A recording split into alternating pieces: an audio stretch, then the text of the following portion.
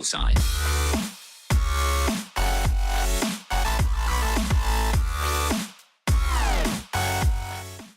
What's up guys, it's me Tyrox and welcome back to episode number 3 of the Napoli career mode. Of course, a bit of a longer episode this time. We've got around 13.5 minutes or so. If you want to let me know in the comments down below what kind of length you would prefer. If you want to see maybe 20 minutes, of course we're going to get more gameplay. We're going to get through the seasons faster, stuff like that. If you want to see 20 odd minute videos with more games and stuff, tell me. If you would prefer the 10 minutes just as it is, if maybe 5, but well, 5 is maybe a bit too light. I would say like 7 to 10 minutes is the low end pretty much, but if you want to see 20-minute videos, I think I can make it work. So just hit me down in the comments down below what you think is pretty much the perfect length of a career mode episode. We've got the first game, of course, against Pescara starting off, and the first action was via Hamsik. I think it was Hamsik, 13th minute. He gets grounded in the area, but I'm gonna be honest. At first sight, I wasn't sure why the ref gave the penalty, but if you watch the replay, you can see there's not a lot of ball involved there on the side tackle, so definitely a deserved penalty. Of course, penalties changed a lot this year. I was kind of scared to take that penalty. I didn't want to mess it up, as I'm still not the best at penalties, but Insigne just bombs that one to the top left corner. Just a perfect penalty you got there, Insigne, as well, with the second chance there, 25th minute, but the angle wasn't quite there, so he wasn't able to convert that chance. But what a penalty that was. And then Pescara hits me with the offense. 23rd minute. Look at that passing play. 1-2 there onto the left side. Cuts it in behind the center back, behind Koulibaly, I want to say, and just bumps it into bottom right corner. Donnarumma not able to save that one. You could argue he could have maybe gotten there, but I don't want to blame him. But that one is partially on Donnarumma. He definitely could have saved that one. Not the best header there, but it gets into the back of the net. Defender a bit too slow, clears it just behind the line, and we're down 2-1 against Pescara. I'm like, oh my god. I hope we're not going to lose the first game, and especially not against Pescara. 57th minute or so, Milik gets the ball, and that's what Milik does. He just is a clinical finisher, as clinical as you're going to get it. Just puts that one top left corner with his lethal left foot. That one is just a weapon, and that's what Milik does. He's not the best dribbler, he doesn't have the skills, but if he gets the ball in and around the box, he's just gonna finish it 9 times out of 10. Milik there plays a very nice pass to Insigne again. Insigne, maybe can he make it 2? Can he bring us up 2-3? He can't. He puts that finesse shot wide. Finesse shot, I think, the right option to go for it, but he puts it wide. Jorginho there gets pulled out, gets passed to from Hamsik there. He hits him with a fake shot turn, gets pretty much pushed from the ball. Ref gives a free kick. Debatable, but I'm going to take it. Insigne looking to be our best free kick taker. We got 22 yards. Insigne is stepping up. Maybe his second goal now. Pings it off the crossbar. So unlucky. Insigne maybe should have had 2 or 3 goals by now. He is still only a 1, and we are still at a 2-all draw so far against Pescara, which would not want to end on. Milik now with another good pass. Defender not working well. Insigne with a chip this time, but the keeper just pushes it over the crossbar. Insigne just not too lucky in this game now. Diawara with a nice step over turn there, plays it to Milik, sees Hamsik through, goes around the defender, puts it into the corner with his left foot. Very nice finish there from Malik Hamsik. Makes it 2-3 in the 87th minute. That's going to be all she wrote. We win the game against Pescara very, very closely. Pescara, I'm sorry. I'm very, very sorry. But we win that match. Very, very nice start there to the league, of course. We are playing on professional so far. Wasn't sure if I should start on professional or world class. The match against Pescara showed me that maybe for the start we want to have it on professional still, but I'm very sure we're gonna bump it up to world class rather sooner than later. Once I get used to the new game and playing against the AI on the new game a bit more. We get an offer for Insigne, not Lorenzo Insigne though. I thought it was Lorenzo Insigne first, so I went to decline offer straight away, and then I said, oh, that's not the Insigne I thought of, and that one is actually, yeah, we can let him go if we want to. Counter offer with his worth again, just because I wanted to make the most out of what I can get for him, basically get as much money as I can, and we're still looking for a CM replacement for the sold Alan, who is now gone, of course, already as well. So we are playing a substitute in midfield. I'm not sure who was in the midfield with Diawara and Hamsik around this time. but it was not Alan as he was told. As I said, Jorginho was in there. Jorginho, Diawara and Hamsik actually. So Arsenal accepts the offer for Ramsey. I'm not sure what we paid there or what they accepted the offer on. But I went into the press conference against Milan and decided to praise Insigne, maybe to give him a bit of motivation to score the next few chances he gets.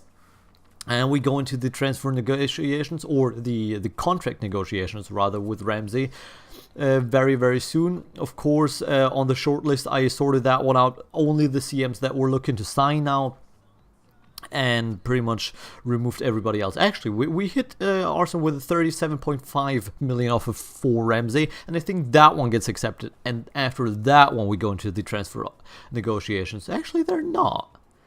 Okay, 45 million, because I was like, fuck it. They wanted 62 million. 62 million for Ramsey. I'm not going to pay 62. 45 was my last offer. I was saying to myself, 45, maybe. If not, we're going to move a class below. Already inquired about Rodwell, or send the scout to Rodwell and Tolisso.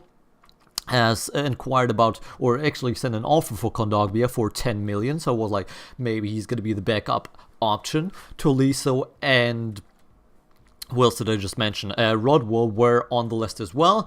Sepe, a goalkeeper, a fourth goalkeeper, gets an offer, of course, get a counter offer with the worth. That's just usually what I do with their transfer value, just going to counter offer and get the most out of them. Now we offered a contract to Aaron Ramsey, which gets accepted by Arsenal, but I'm not going to accept it right now, as Torino came back with me for Sepe, and I decided to accept the offer and pretty much get rid of the fourth goalkeeper. We don't need 4 goalkeepers. Ramsey is, as I said, accepted, but we're not going to accept just yet, as we got Tolisso and we got Dahoud offered by Scout, which I was very interested in looking very closely at, because I think he's going to be a brilliant signing. He's improved loads for Gladbach. Just look at his Ultimate Team compared to his last one.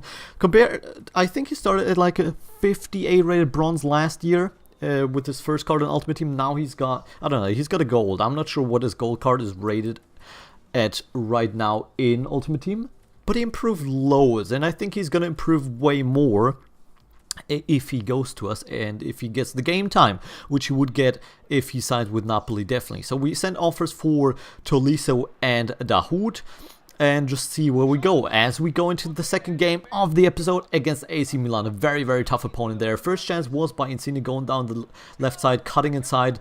And the second chance by Baka, who manages to hand that one over the crossbar. Lucky for me, he should have put that one away. Milik now to Diawara, who puts it out wide to Berardi, who scores his first goal for the club. And his first goal in the season with that, of course, as well. Puts us 1-0 up against AC Milan in the 32nd minute. I'm very happy with that, as that one is, of course, arguably one of the toughest opponents for the top spots in the league. Of course, even though AC Milan hasn't done too well over the last few years, I think they still have a very, very good team. Can do well, as Matias Fernandes puts that one wide. Milik gets a pass, and that's just Milik, just bangs it top right corner. A lot of power behind that strike, but a lot of precision as well. Puts us 2-0 up, 63rd minute into the second half already as well.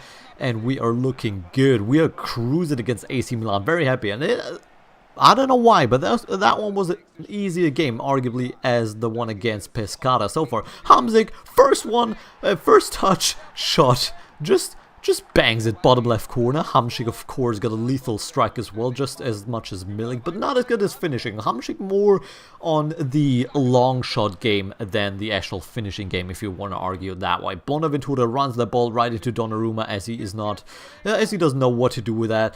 Berardi now plays into Milik, but this time on his weak foot, and you can see, of course, he is left-footed, right foot, puts it over, or I think actually beneath, right next to the goal, puts it wide. We get a corner, luckily falls to Insigne, and I don't even know how. If you look at the replay there, the defender slipped there. Very, very lucky for Insigne, and that makes the 3 goal scorers of the Pescara game, which are Insigne, Hamsik and Milik, puts them all on 2 goals in 2 games. Very happy with the performance. Of course, Berardi scoring the 4th goal to give us a 4-0 victory over AC Milan. Now you gotta argue, is professional really the right difficulty?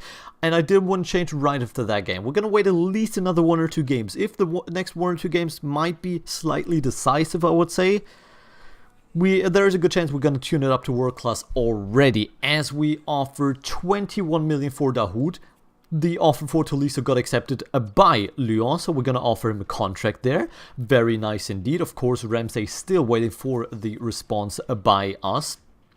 But I haven't decided what I'm going to go with yet. Tolisso got accepted.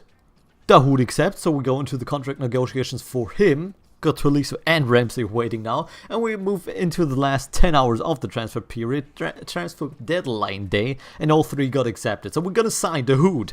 I'm going to not sign Ramsey, but we're also going to sign Tolisso, because why not? We got the money. We got more than enough money, and I think that's going to be a good option. We now got the midfield then. You're going to see me change the team sheets very shortly. Hamšík is going to play the right CM as the more creative player, the catalyst, the architect in the midfield. Tolisso is going to play the offensive role in the middle, while Dahoud is going to play the defensive role on the left side, and that gives us the midfield trio of Diawara, Jorginho, and who else is it? Zielinski in the second team. El Kaduri, or whatever he's called, he is still injured, and it's not looking good for him right now. We're going to see how the second team performs, when it performs, and then see if maybe El Kaduri is going to get in for one of the other three, but I doubt we're going to take out Jorginho or Diawara, as Diawara is a very interesting prospect as well for the future. But that is going to be the team. We're not going to spend any more money. Of course, you can see Dahoud and Tolisso on our signings. We had Griezmann go to Manchester United for 95 million. 95, that's ridiculous. Very, very interesting signing there. We've got, what else did we have? We had Ozil to Bayern for like 85 million. Emre Can there went to Tottenham. Very good signing for them, I want to say so. And Manchester United wasn't done there. They needed another striker. Lacazette for 68 million. They signed two strikers for over 160 million. Two strikers, Lacazette and Griezmann. I hope for them they're going to play two-striker formation. Not like they've got Ibrahimovic or something. Oh my god, I hope we're not going to play against Manchester United in the Champions League. But we've got transfer deadline day over now. 261 million spent just on the last day. That's ridiculous. Remove the center mid instruction, because I want to just have my transfer instructions clean there, as we're not looking to sign any more players. We pretty much remove them, so we don't get any offers from the scouts. Be like, yeah, we got a player. We good. Then we're looking at squad reports. I didn't remember to show you guys the stats as well. You just can see who got up by 1 or 2 or downgrade. I think we only had a few guys go up by 1. If you want to go slow, of course, you can toggle it down to 0.5 ratio on YouTube there. I think 0.5 on YouTube should be real time. Me going through the squad report there if you want to see it a bit more slowly. But of course, on the next one, I will remember to show you guys the stats as well.